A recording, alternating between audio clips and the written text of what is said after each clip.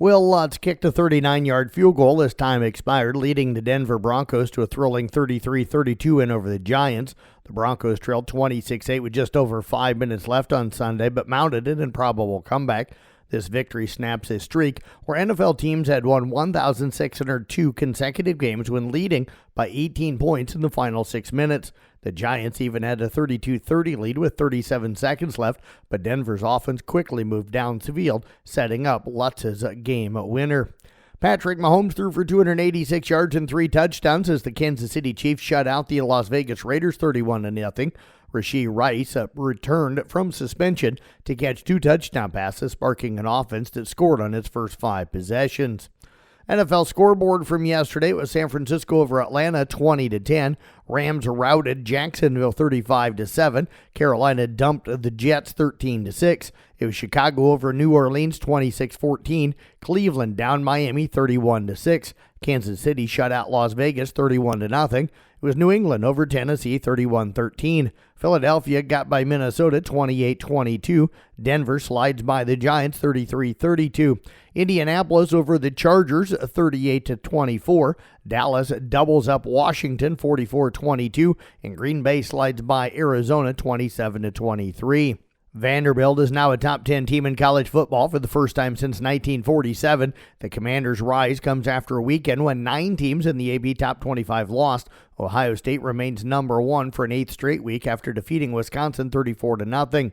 4 top 10 teams lost in the same week for the 3rd time this season. Indiana is up to a program record number 2, and Texas A&M moved up to number 3, its highest ranking since 1995. Alabama and Georgia also climbed. Vanderbilt is 6-1 and off to its best start since 1950. Again, Ohio State picking up 60 first-place votes is number 1. Indiana is number 2 with 6 first-place votes. Texas A&M 3, Alabama 4, and Georgia at 5. Oregon slides in at number 6, Georgia Tech at 7, Mississippi at 8, Miami at 9, and Vanderbilt coming in at number 10. BYU at 11. It is at Texas Tech at number 14, Cincinnati at 21, Illinois at 23, Arizona State at 24, and Michigan coming in at number 25. Southern Cal, Utah, TCU, and Minnesota also outside of the top 25 but picking up votes. Chase Briscoe has secured a spot in NASCAR's championship finale with his first super speedway win at Talladega.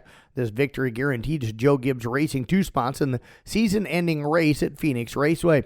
Briscoe joins teammate Denny Hamlin in the 4-driver showdown. The race went to overtime after a crash involving Chris Buescher. Briscoe's win came with the help from Ty Gibbs. Meanwhile, Chase Elliott's chances took a hit early after a crash.